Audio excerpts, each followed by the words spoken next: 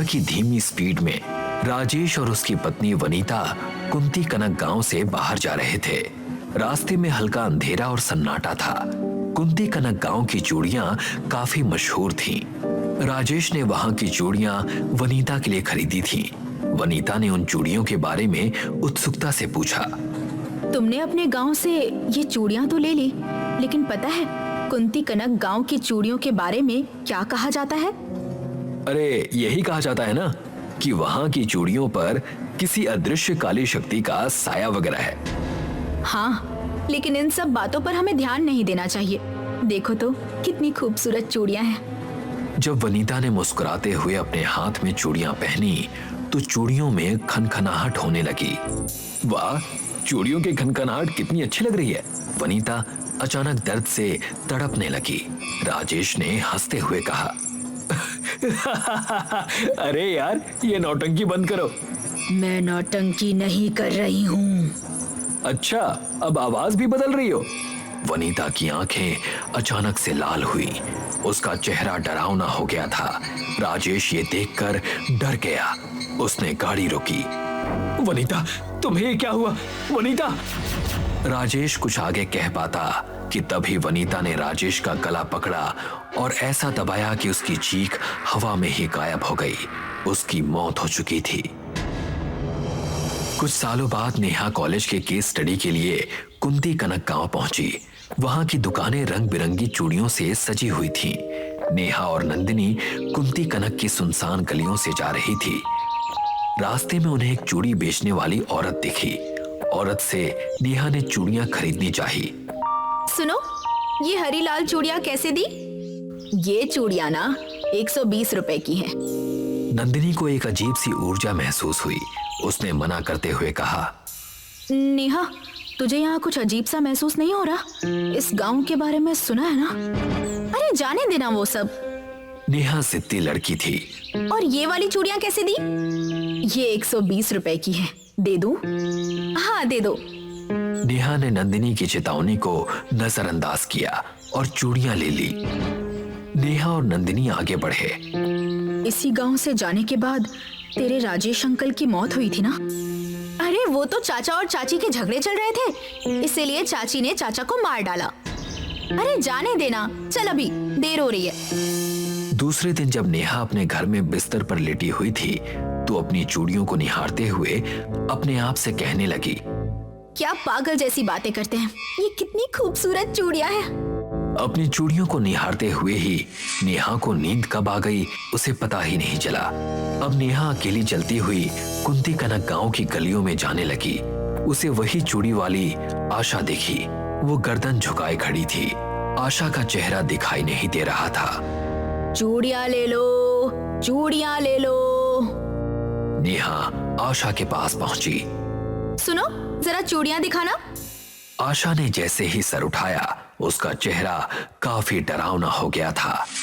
ले लो, कौन सी चाहिए, ये हरी वाली या लाल वाली? नेहा डर कर सपने से जागी। सपने की वजह जानने के लिए दूसरे दिन नेहा और नंदिनी कुंती कनक गांव में पहुंची। कितना ढूंढ रहे हैं कल वाली चूड़ी वाली को, लेकिन वो मिल ही नहीं रही। तभी नेहा और नंदिनी सामने दिख रही चूड़ियों की दुकान पर गए। उन्होंने कल जिस औरत से चूड़ियां खरीदी थी उसके बारे में बताया। वो आशा की खूनी आत्मा ही होगी। क्या खूनी आत्मा? दुकानदार ने कुंती कनक गांव में घटी घटना नेहा और नंदिनी को बताई। आशा इस गांव में रहने वाली एक सीधी सादी औरत थी जो कि चूड़ियां बेचकर अपना गुजर बसर करती थी। इसी गांव की चूड़ियों के कारखाने का मालिक जगत राव आशा को अपनाना चाहता था। एक दिन रास्ते से जा रही आशा को जगत राव ने रोका। आशा, मैं तुमसे प्यार करता हूँ, तुमसे शादी करना चाहता हूँ। साहब, आप कैसी बातें कर रहे हो? क्यों, प्यार करना गुनाह है? नहीं, लेकिन आपकी शादी हो चुकी है। मैं आपके साथ कैसे शादी करूं? और आपके बीवी बच्चे हैं, उनका क्या होगा? ये सोचा है कभी? मैं तुम्हारे लिए उन सबको छोड़ दूंगा। नहीं साहब, मैं ऐसा नहीं कर सकती। मेरा घर बसाने के लिए किसी का घर नहीं उजाड़ सकती। मुझे जाने दो। आशा, तुम जा रही हो, लेकिन इसकी बहुत भारी कीमत तुम्हें चुकानी पड़ेगी। वैसा ही हुआ। गांव के लोग आशा को घेरे खड़े थे। उनके हाथों में लाठियां थी। काफी कोशिश करने के बाद भी आशा जगतराव के हाथ ना आई तो जगतराव ने झूठे आरोप लगाए। इसने मेरे कारखाने से पैसे चुराए हैं और चूड़ियां भी। बताओ क्या करें? इसे मार दो। हाँ, मार दो। लोगों ने आशा को लाठियों से इतना पीटा, लेकिन कोई उसकी मदद के लिए आगे नहीं आया। आशा के प्राण पखेरु उड़ गए थे। जगतराव मुस्कुराता हुआ अपने आप से कहने लगा, देखा आशा, मेरे प्यार को नकारने का अंजाम। मेरी बात मान लेती तो बच जाती। ये कहकर जगतराव वहां से चला तो गया, लेकिन कुछ ही दिनों बाद जगतराव एक सुनसान रास्ते पर चल रहा था। तब उसे अचानक एक अजीब सा एहसास हुआ। उसके कानों में एक धीमी गहरी आवाज सुनाई दी। जगतराव। उसने पीछे मुड़कर देखा। उसकी धड़कन तेज हो गई तो आशा वहां खड़ी थी। उसका चेहरा काफी डरावना दिख रहा था। इसे तू प्यार कहता है जगतराव? प्यार मिला नहीं तो मार दिया। अब तुझे भी मरना होगा। नहीं, मुझे मत मारो, मुझे माफ कर दो। जब तक तेरे पूरे वंश को खत्म ना कर दूं, मेरी आत्मा को शांति नहीं मिलेगी। इससे पहले कि जगतराव आगे कुछ कह पाता, उससे पहले ही आशा ने उसकी गर्दन पकड़ ली। जगतराव की आंखें पूरी लाल हो गई। जगतराव मर चुका था। बस फिर उसके बाद आशा की खूनी आत्मा ने चूड़ियां बेचकर कुछ लोगों को मारा है। कुंती कनक गांव चूड़ियों के लिए मशहूर है, लेकिन उसी के लिए ही बदनाम हो रहा है। नेहा और नंदिनी इस विषय पर अपने घर में बातें कर रही थी। नेहा, अगर ये बात सच है तो ये खतरनाक है। मुझे इन सब बातों पर यकीन नहीं है। मैं तो चूड़ियां पहनने वाली हूँ। नहीं नेहा, मत पहन चूड़ियां। लेकिन नेहा ने नंदिनी की नहीं सुनी। नेहा ने जैसे ही चूड़ियां पहनी, नेहा का चेहरा बदल गया। उसकी आंखों में अजीब सी चमक आ गई। वो झपटते हुए नंदिनी पर टूट पड़ी और उसका गला पकड़ लिया। मैं तुझे मार दूंगी। छोड़ मुझे नेहा, क्या कर रही है? छोड़। नंदिनी ने एक भभूति निकालकर नेहा के माथे पर लगा दी। वो अचानक चुप हो गई। उसका शरीर सुन्न पड़ गया। वो शांत हो चुकी थी। मुझे क्या हुआ था नंदिनी? नेहा, मुझे लगता है तुझे उस शैतानी शक्ति ने अपने वश में कर लिया था। मैंने विभूति लगाई है, पर ज्यादा देर इसका असर नहीं रहेगा। हमें जल्द ही मेरे गुरुजी के पास जाना होगा। नंदिनी जब नेहा को लेकर गुरुजी के पास पहुंची, तब नंदिनी ने गुरुजी को पूरी बात बताई। गुरुजी ने आंखें बंद करके एक पल के लिए ध्यान लगाया और कहने लगे, नंदिनी, ये चूड़ियां और आशा की आत्मा दोनों में एक बुरी शक्ति का संयोग है। चूड़ियां ही उसकी शक्ति का रास्ता है। सबसे अहम बात, आशा को तुम्हारे दादाजी ने कई सालों पहले फंसवाकर लोगों के हाथों मरवाया था। तुम्हारे पिताजी की मृत्यु के बाद तुम्हारे परिवार ने ये गांव छोड़ दिया था। जब जब तुम्हारे वंश का आदमी इस कुंती कनक गांव में आएगा, उसे मरना होगा। यही आशा की आत्मा चाहती है, और तब तक उसकी आत्मा को शांति नहीं मिलेगी। मुझे नहीं पता था कि कुंती कनक गांव मेरा है। अब पता चला कि मेरे घर वालों ने मुझसे ये बात क्यों छुपाई थी। हाँ, लेकिन नसीब का खेल देखो, तुम्हें यहाँ लेकर ही आया। लेकिन ये तो गलत है ना गुरुजी। गलती दादाजी की थी और नेहा को इसकी सजा क्यों मिले? हाँ, लेकिन इसका उपाय है। हमें उन चूड़ियों को तोड़कर आत्मा की शांति की पूजा करके उसी स्थान पर विसर्जित करना होगा जहाँ पर आशा को मारा गया था। तभी इस भूतिया ताकत से मुक्ति मिलेगी। लेकिन गुरुजी, ये अब मुझे अकेली से नहीं हो पाएगा। हमें आपकी मदद चाहिए। मैं जानता हूँ नंदिनी, मैं तुम्हारे साथ आऊंगा। हमें इसी वक्त इस कार्य के लिए निकलना होगा। रात के अंधेरे में नेहा, नंदिनी और गुरुजी कार में बैठकर कुंती कनक की ओर जाने लगे। गुरुजी, नेहा और नंदिनी कुंती कनक गांव पहुंच गए। जैसे ही वो आशा की हत्या वाले स्थान पर पहुंचे, चारों ओर अजीब सन्नाटा और ठंडी हवा ने उन्हें घेर लिया। वो शैतानी शक्तियां जागृत हो रही हैं। जल्द से जल्द हमें पूजा आरंभ करनी होगी। गुरुजी ने पूजा शुरू की। नेहा में आशा की आत्मा आ गई। उसकी आंखें लाल और चेहरा भयानक हो गया था। तुम लोग मेरी चूड़ियां नष्ट करोगे तो तुम सब मरोगे। मुझे सिर्फ जगत राम के वंश को मारना है। तुम हट जाओ। नेहा आशा के वश में थी। नंदिनी ने तुरंत मंत्रोच्चार शुरू किया। ओम ह्रीं त्र्यंबकम यजामहे सुतीर वंशे वशीकुरुम रक्षो विनाशनम देवी माया हरोति पापिनी। नंदिनी ने भभूति छिड़की, जिससे नेहा कुछ देर के लिए शांत हो गई। नंदिनी ने उसकी चूड़ियां तोड़ी, लेकिन तभी नेहा की आंख खुल गई। मेरी चूड़ियां मत तोड़ो। आशा, मैं जानता हूँ कि तुम्हारे साथ क्या हुआ, लेकिन जगत राम इस दुनिया में नहीं है। वो मर चुका है और उसके वंश के लोगों ने तुम्हारा कुछ नहीं बिगाड़ा। इसीलिए नेहा को छोड़ दो। नहीं, मैं इसे नहीं छोड़ूंगी। ओम ह्रीं त्र्यंबकम यजामहे सुतिवर्षे वशीकुरुम रक्षो विनाशनम देवी माया हरोति पापिनी। नंदिनी ने चूड़ियां आग में फेंक दी। चूड़ियां जलते ही नेहा के शरीर से एक साया निकला और आसमान में विलीन हो गया। अब नेहा सुरक्षित है। आशा की आत्मा को मुक्ति मिल गई है। गुरुजी ने पूजा समाप्त की। नेहा को होश आया। नंदिनी, क्या हुआ? तुम लोग ठीक हो? हाँ, हम ठीक हैं। और तुम भी। आसमान में सूरज की रोशनी दिखाई दी, मानो ये कुंती कनक गांव के लिए एक नया सवेरा था। सिया, कार्तिक, नीरा और निखिल आर्यन के घर पर बैठे थे। दोस्तों में बातचीत का माहौल बना हुआ था और तभी आर्यन ने सबको एक ट्रिप पर चलने के लिए कहा। मैंने एक शानदार जगह बुक की है।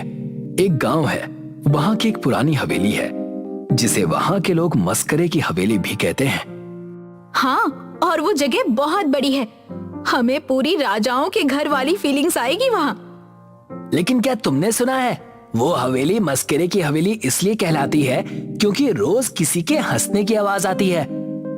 कोई आवाज वगैरह नहीं, कोई शराबी होंगे, उनकी वजह से ही अफवाहें फैल गई होंगी। एक अजीब सी खामोशी छा जाती है। सब लोग कार्तिक की बात सुनकर उसे चुप होकर देखने लगते हैं। तभी अचानक सबकी हंसी छूट जाती है। सही कहा भाई, पर हमारे मस्करे तो तुम ही हो।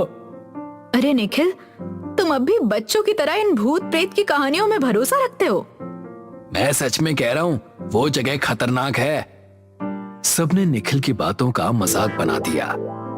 ठीक है, मुझे अपनी माँ को बताना है कि मैं बाहर जा रहा हूँ। निखिल उठकर बाहर चला जाता है। आओ, सब उसे डराने का एक प्लान बनाते हैं। हाँ, जब हम वहाँ पहुँचेंगे तो उसे भूत बनकर डरा देंगे। निखिल दरवाजे के पीछे छिपकर उनकी बातें सुनता है, मुस्कुराता है। जैसे ही रात का अंधेरा छाता है,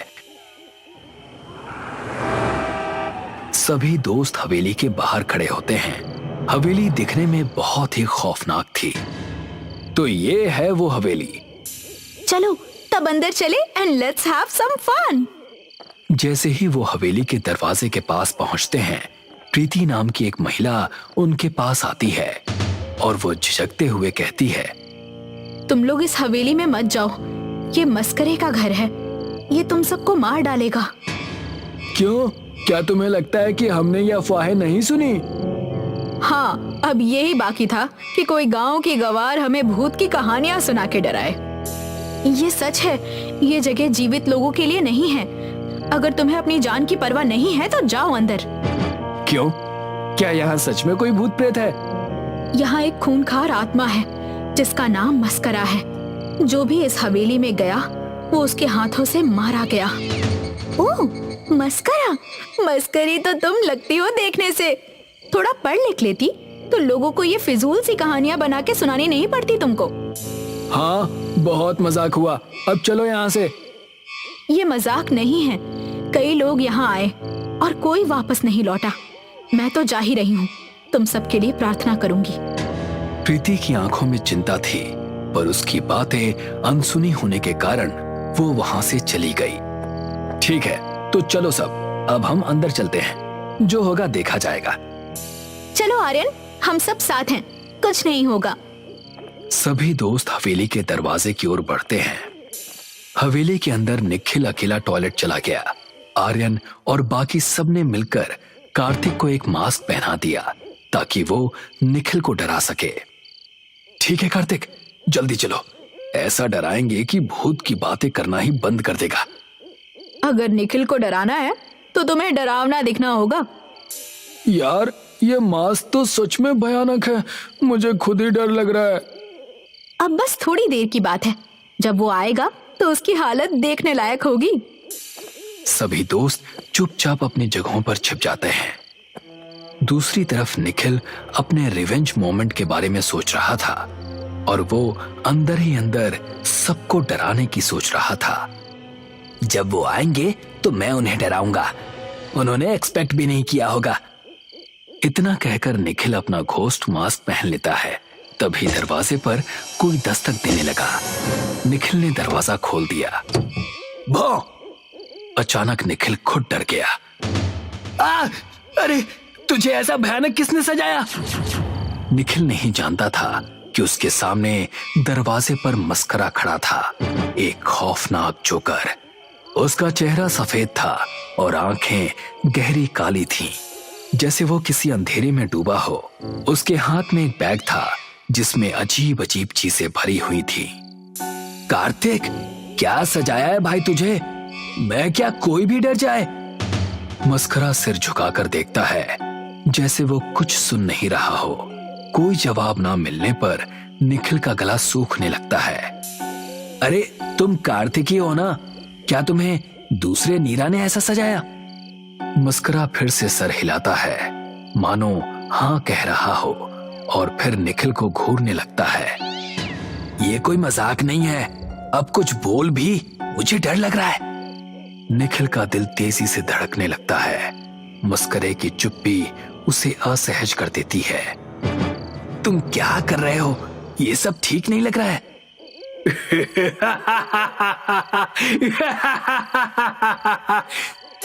निखिल की सांसें तेज हो जाती हैं। वो खुद को शांत करने की कोशिश करता है, लेकिन उसकी हंसी और खौफ उसे और डरा देती है। तुम कौन हो? क्या ये कोई डरावना खेल है? मैं जा रहा हूँ, मैं जा रहा हूँ। तभी निखिल के गले से खून बहने लगता है, जैसे किसी अदृश्य शक्ति ने निखिल का गला चाकू से काट दिया हो।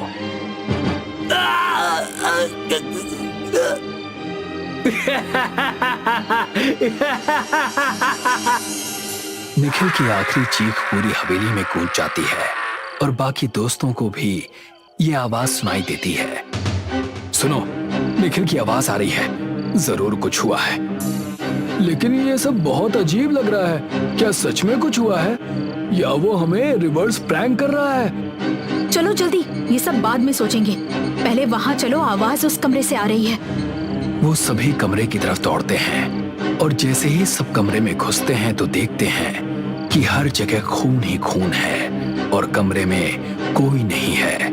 तभी उनका अचानक ध्यान जाता है कि उन सब के बीच से नीरा गायब हो चुकी है। नीरा कहाँ गई? कहीं निखिल और नीरा ने मिलकर हमें डराने का प्लान तो नहीं बनाया है? क्योंकि अब मुझे भी डर लगने लगा है। आओ फिर से हॉल की तरफ चलें, शायद दोनों वहीं मिल जाए। सब फिर से हॉल की तरफ लौट जाते हैं, पर जैसे ही सब हॉल में लौटते हैं उन्हें नीरा की आवाज सुनाई देती है। बचाओ, मुझे बचाओ, प्लीज कोई बचाओ मुझे, कार्तिक बचा लो मुझे। वो तीनों एक दूसरे को घूरते हैं। तीनों की सांसें थम गई थी, क्योंकि आवाज उसी कमरे से आती है जिस कमरे से वो सब अभी अभी भागकर बाहर आए थे। सब कमरे के पास पहुंचते हैं। क्या हम सच में अंदर जाएं? अगर वो दोनों सच में परेशानी में हुए तो? मुझे नहीं पता, लेकिन हमें देखना तो होगा ही ना। चलो। कार्तिक धीरे से दरवाजा खोलता है। अंदर मस्करा बैठा हुआ है। वो उन सब की तरफ देखकर मुस्कुराता है और उन सब की आंखें फटी की फटी रह जाती हैं। जहां पर खून पड़ा हुआ था वहीं पर दोनों नीरा और निखिल मरे पड़े थे। बचाओ मुझे कार्तिक, प्लीज मुझे बचा लो। तुम सब मस्ती कर रहे हो ना? तुम निखिल हो ना? बचाओ।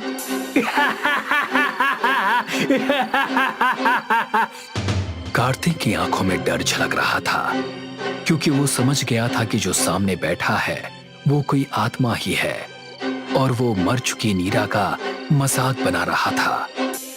कार्तिक, कार्तिक, ये सब क्या हो रहा है? नीरा, ये कौन है? ये प्रैंक है ना? नीरा, उठो, उठो ना नीरा।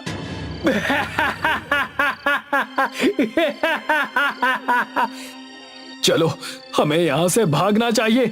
सिया, भागो। आर्यन और सिया तुरंत दरवाजे की तरफ भागते हैं। मस्करा अपने बैग से खंजर निकालता है और उसी से कार्तिक को तेजी से मारने लगता है।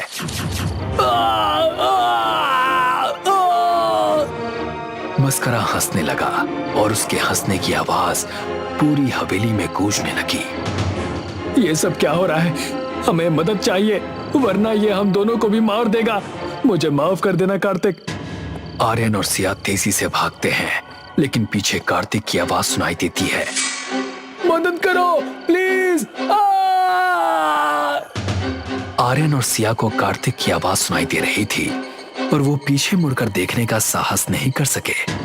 वो मस्करा कोई आम आत्मा नहीं था, वो इन सब की मौत था। आर्यन सिया को लेकर हवेली के दरवाजे के पास पहुंच जाता है और देखता है कि वहां वही गांव की लड़की प्रीति एक तलवार के साथ खड़ी है। हमें बचा लो, मेरे सारे दोस्तों को मार दिया है उसने। मुझे नहीं मरना आर्यन, मुझे नहीं मरना। आप तलवार लो और इससे उसका गला काट दो, तभी उसका खात्मा हो सकता है। ये तलवार इसी दानव को मारने के लिए बनी है, पर सब इससे इतना डरते थे कि कोई कभी इस तलवार को इस्तेमाल करने आगे ही नहीं आया। इसे जल्दी से लो, इससे पहले कि वो आ जाए। आर्यन ने प्रीति के हाथ से तलवार ले ली और तभी उसे कदमों की आवाज सुनाई दी और वो मस्करा हाथों में एक बेत जैसी वस्तु लेकर आ रहा था जो कांटों से बंधी हुई थी। आजा शैतान, तूने मेरे दोस्तों का कत्ल किया है। आज तेरा किस्सा यही खत्म।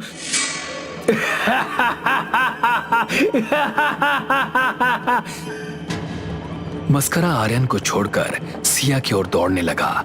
आर्यन डर से एक जगह खड़ा रह गया और जैसे ही मस्करे ने अपना हथियार चलाया, प्रीति सिया के सामने आ गई। वो हथियार उसके सर पर लगा और वो लहूलुहान हो गई। इसे मत छोड़ना। अपनी अंतिम सांस गिनते हुए भी प्रीति ने बहादुरी दिखाई और मस्करे का पैर जोर से पकड़ लिया। मौके का फायदा उठाते हुए आर्यन ने भी तलवार चला दी और उसका सर काट कर अलग कर दिया। अब तुम्हें डरने की जरूरत नहीं है सिया, ये राक्षस अब नहीं रहा। दोनों अपने दोस्तों की लाशों को हवेली में छोड़कर बाहर निकल जाते हैं। कुछ दिनों बाद उसी हवेली में वो कटा हुआ सर पड़ा हुआ था। तभी अचानक उसकी आंख खुली।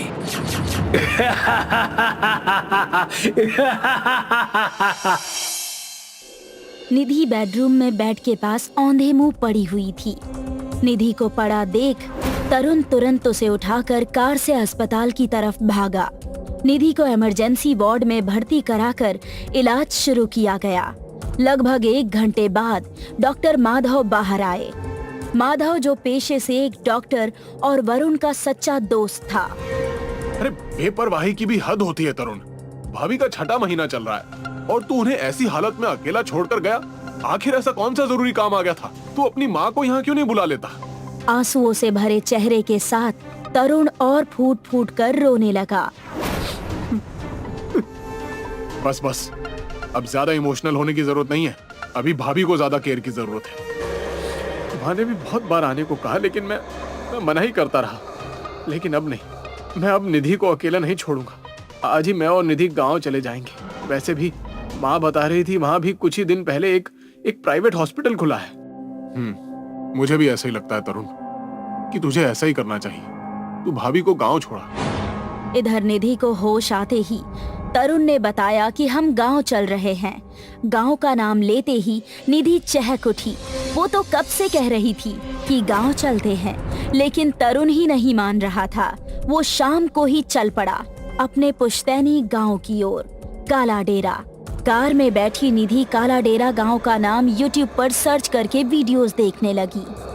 जी हाँ, सच सुना है आपने। इस भूतहा वीरान खंडहर के किस्से पुराने राजस्थान में मशहूर है। और देखिए यहाँ की सबसे डरावनी भूतहा और खौफनाक हवेली। अरे बस भी करो निधि, ये क्या देख रही हो यूट्यूब पर? भूतिया वीरान खंडर? कुछ नहीं तरुण, इससे लंबा सफर आसानी से कट जाएगा। वैसे क्या तुम इन भूत प्रेत की बातों पर विश्वास करते हो? शायद हाँ भी और ना भी। तरुण ने निधि की बात का जवाब दिया ही था कि अचानक उसकी कार के सामने एक पागल सा दिखने वाला भिखारी आकर खड़ा हो गया और चिल्लाने लगा। तरुण अपनी कार से बाहर निकला। अरे ये क्या बदतमीजी, अंधे हो क्या? तुम्हें दिखाई नहीं देता अगर मैं सही टाइम पर ब्रेक नहीं मारता तो तुम गाड़ी के नीचे आ जाते। मैं पागल नहीं हूँ साहब, लेकिन लोग मुझे पागल समझते हैं। अंधेरा होने को है साहब, वापस लौट जाओ। आज अमावस की काली रात है, आज की रात वो जिंदा हो जाती है साहब। बकवास मत करो और रास्ते से हट जाओ। तुम वाकई पागल आदमी हो यार।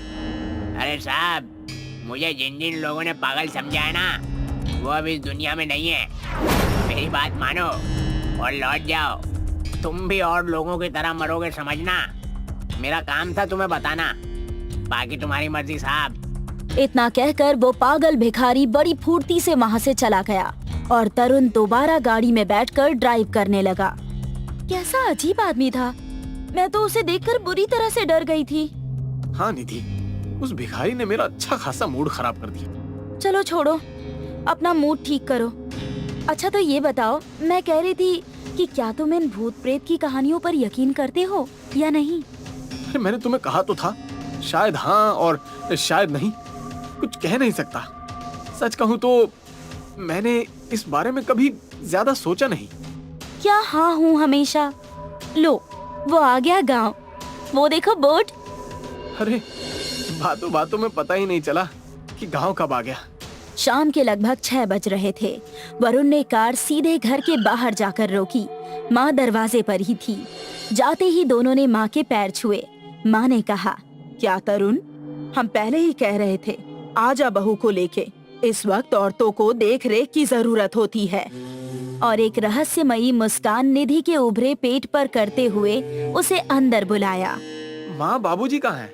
नजर नहीं आ रहे। और आस पड़ोस में भी काफी शांति है। वो खेत की रखवाली के वास्ते गए हैं, सुबह तक आ जाएंगे। तुम दोनों हाथ मुंह धो लो, मैं खाना लगाती हूँ। कहकर तरुण की माँ रसोई में चली गई। तरुण को पूरा घर भी पहले से अलग दिख रहा था। नया रंग रोगन, नया सोफा और टीवी का होना तरुण को खटका, क्योंकि माँ और बाबूजी को ये सब पसंद नहीं था। तरुण ने माँ से पूछा, टीवी देखना कब से चालू कर दिया माँ? अरे जमाने के साथ चलने लगे हैं। तूने जो पैसा भेजा था उसी से मंगवाया है ये, किशन के छोरे से। अरे वो भी तो शहर में काम करे है। तरुण को कुछ अजीब सा लग रहा था। कुछ देर बाद तरुण और निधि खाना खाकर सो गए। रात के 12 बज रहे थे। किसी ने तरुण निधि के कमरे का दरवाजा खोला। अचानक निधि को उसके पेट पर खुरदरा स्पर्श महसूस हुआ। पहले तो लगा कि तरुण का हाथ होगा, लेकिन कुछ हल्की सी चुभन महसूस हुई तो उसने आंखें खोली। सामने तरुण की माँ थी, लेकिन उनका आधा शरीर जला हुआ था। हाथ पर जलने के बाद जैसे फोड़े निकल आए हो वैसे हाथ हो गए थे। वो चीखी मगर उसकी आवाज नहीं निकली। निधि बेहोश हो गई और इन सब से तरुण अब तक अनजान था। सुबह हो गई। तरुण उठा तो देखा कि निधि अब तक सो रही थी। वो उसे उठाने लगा, मगर जैसे ही तरुण की माँ ने निधि को हाथ लगाया, निधि ने एक चीख के साथ उन्हें दूर कर दिया। दूर रहो मुझसे, दूर रहो। ये क्या बदतमीजी है? माँ से ऐसे बात करते हैं क्या? ये आपकी माँ नहीं, कोई चुड़ैल है। रात को। निधि की बात काटते हुए तरुण गुस्से में हाथ उठाने ही वाला होता है कि उसका फोन घनघनाया। बात करने के लिए तरुण गुस्से से बाहर निकल गया, लेकिन जब तरुण ने नंबर देखा तो उसकी आंखें फटी की फटी रह गई। माँ कॉलिंग फ्लैश हो रहा था। अरे माँ तो अंदर है, तो मोबाइल पर ये कौन? तरुण ने कॉल उठाया। बेटा, अभी तक आए ही नहीं। कहाँ हो तुम दोनों? कहा था कि कल ही आ जाओगे और अभी तक नहीं आए। ये सुनते ही तरुण के हाथ से मोबाइल गिर गया। वो कमरे की ओर भागा। अंदर का नजारा देखकर उसके रोंगटे खड़े हो गए। कुछ देर पहले जो औरत माँ के रूप में थी, वो अपने भयानक रूप में आ गई थी। लंबे लंबे नाखून और चमड़ी की जगह फोड़े जिनसे लहू बह रहे थे। रुक जाओ तुम, रुक जाओ तुम, वरना अच्छा नहीं होगा। हमसे क्या चाहती हो तुम? निधि उसकी गिरफ्त में थी। देखते ही देखते सारा घर खंडहर में तब्दील हो गया। दीवारों पर रंग रोगन की जगह दीमकों ने ले ली। फर्नीचर, लाइट्स वगैरह सब गायब। उसने अपने नुकीले पंजे निधि के पेट में गाड़ दिए और निधि की गर्दन उखाड़ दी और कुछ ही क्षण में उसका खून पीकर उसका मांस खाने लगी। तरुण के कुछ करने से पहले उसने वही हाल तरुण का किया और दिल दहला देने वाली चीखों के साथ सन्नाटा छा गया। अगले दिन उस खंडहर से कुछ दूरी पर 2 लाशें मिली, एक औरत और एक आदमी की।